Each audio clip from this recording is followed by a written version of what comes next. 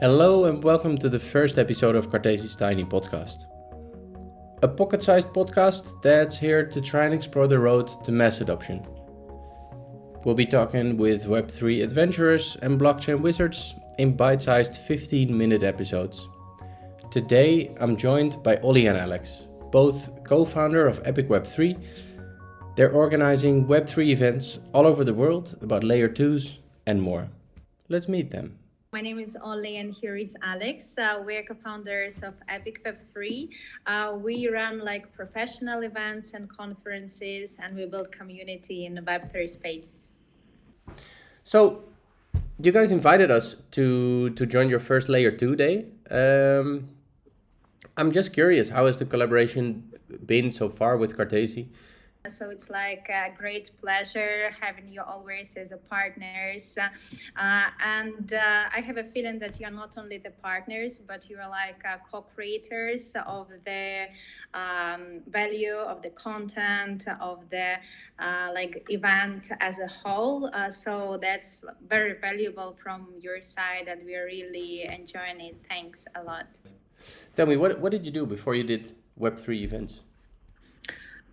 So maybe I will reply here. So before Epic Web3, actually, me and Alex, so we're co-founders already for 7 years, and before that, we also were running conferences, and we managed to build one of the greatest and the biggest conference in Eastern Europe, dedicated to product management techniques and growth hacking. Also, we did an educational subscription for product managers with 5K paying users. And we achieved a kind of success rate in the market and in the industry, and we sold that business and shifted to Web3 around a year ago, maybe a little bit more. Yeah, our previous business was good. The only problem of it was that the main market was Russia. So we sold it soon after the war started, and started kind of from scratch in Europe. And we decided to switch to Web3 as we saw much potential in this industry, and it is still something new. It's still rather early here, and a lot of things can be done here. So we decided to switch here. Nice. And then Web3, I mean, it was a completely new market for you guys, I presume. How did you find out about it, and what made you decide to go this direction? When I started to dive deeper into Web3 space, I was really excited by outstanding concept of decentralization that Web3 proposed. And after the research of Web3, the concept of Web2 became boring for me, and I had the energy to explore more. And I think Web3 is a point of transformation of the current perception of the internet and online life, and who controls it. And I see here is a great potential to disrupt everything we know about the current internet. So it's really exciting for me. And I got that inspiration after I visited a conference for the first time, and it was in Bali. Before you tell me what you want to disrupt, how did you convince Alex to join you on this Web3 adventure? I had my own path, so I felt kind of FOMO even during the ICO boom in 2017, and I didn't understand what to do, but I felt that something is going on. Then it was crypto winter, and I kind of forgot about it. But then it was NFTs, DAOs, and another bull run, and I felt like something again is going on, and I need to do something. And okay, but I don't understand a thing in it. And but what do I know? I know how to make events. I know how to build communities, and maybe I should start with this. And at first, I came to Olly in the end of 2021, saying we should do something here. And Olly said come on, calm down. What are you talking about? And then I again kind of lost interest. But then Ollie came to me and said something is going on here. And so it was multi-step process. But finally we were both there and decided to start. Ollie, what are you gonna disrupt? That's a good question. I think the power that can be spread out among all the users and not only kept by the authorities or some third parties.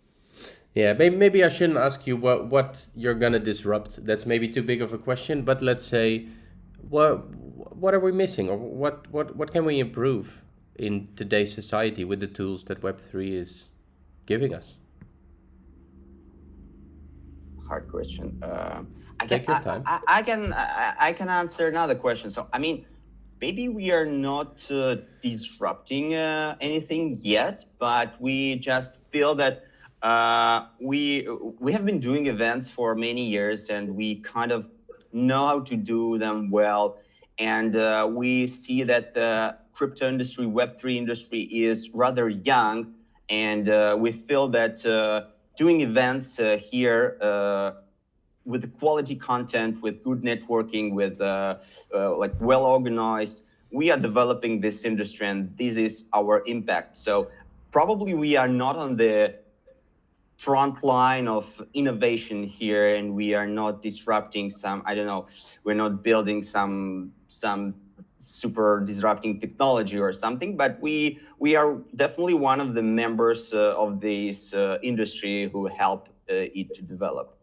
So you're facilitating the disruptors, Kind of building their name, connecting them together, creating a space for them to exchange the experience, and yeah, something like this.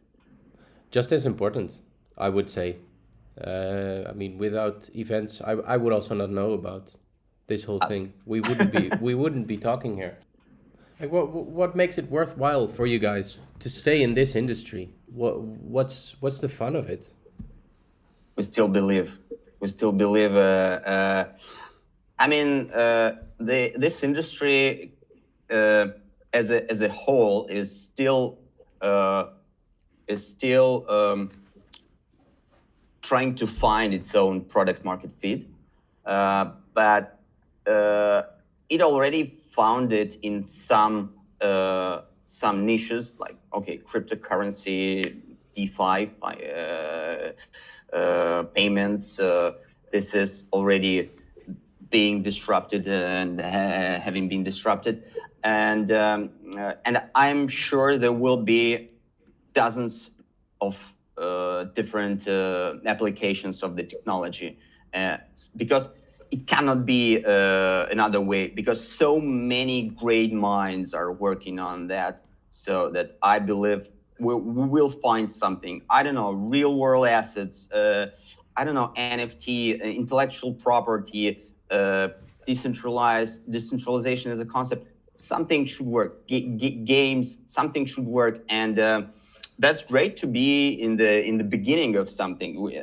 I mean, yeah, we're still early. It's everybody says that, and we are already a little bit tired of that as an industry. But yeah, I believe we are still early in some way. So that's kind of inspiring. Yeah, also I would add here, like I admire Web3 in terms of the industry itself.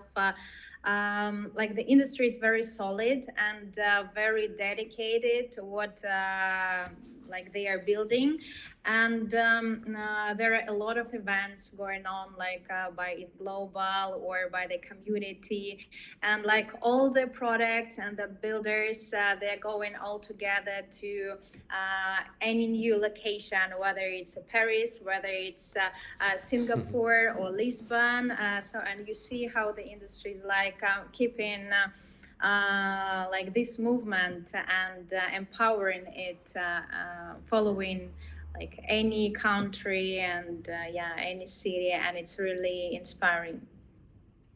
So what would you tell your I don't know, your friends or your family if they ask you why should I dive into this? Like, why is it interesting for me?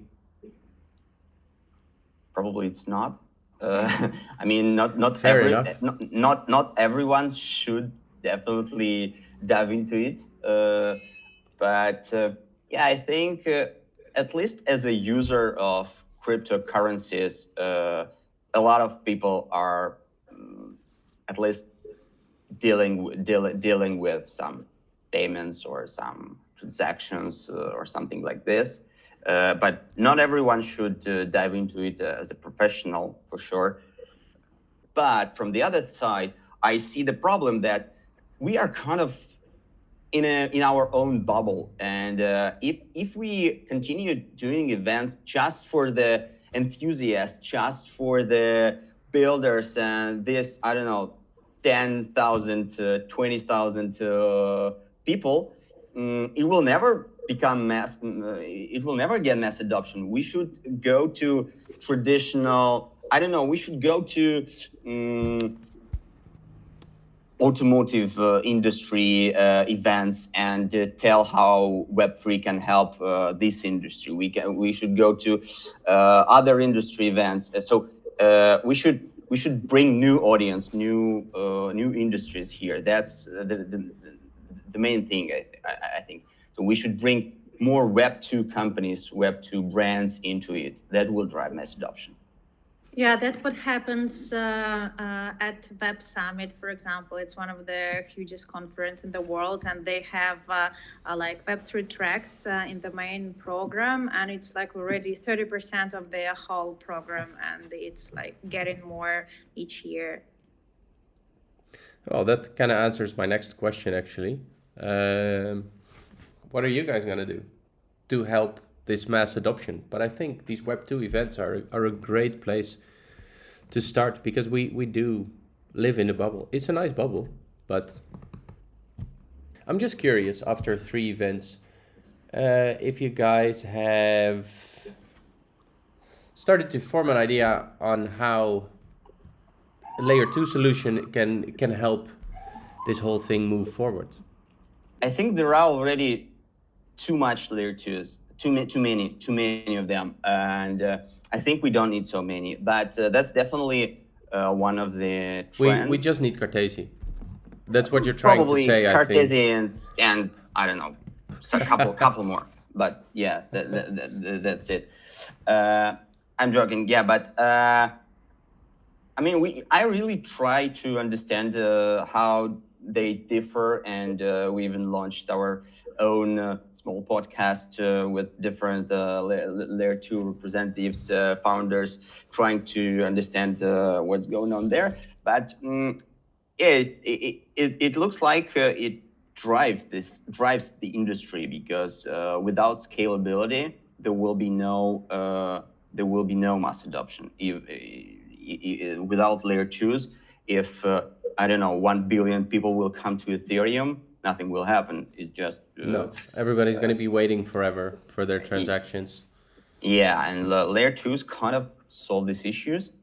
ZK rollups kind of solves the privacy issue. So yeah, I think it's definitely a trend, and it's moving industry forward. Non-technical answer from event organizers. Yes, but it's wisdom nevertheless. So my last question, you just mentioned the next bull run. Tell me, where are you gonna retire?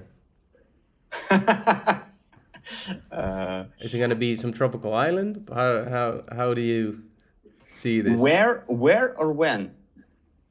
When? No, I just told you that in the next bull run, or let's say after the next bull run, right? I think we will not retire. We will stay in the industry, building great conferences and making it like bigger, more inspirational, more educational, and yeah, that's our long-term vision. Maybe start investing if we make a lot of money. But yeah, so far we are focused on building the community, building events and everything. But answering the question where, I love Portugal, where I live, and I think it's a great place both for working and retirement. Exactly. Guys, thank you so much for your time. Thank you.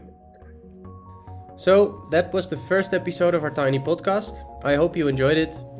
Next week, we'll be talking about the essential role sequencers will play in scaling blockchain with Benedict Buens, co-founder and CTO of Espresso Systems.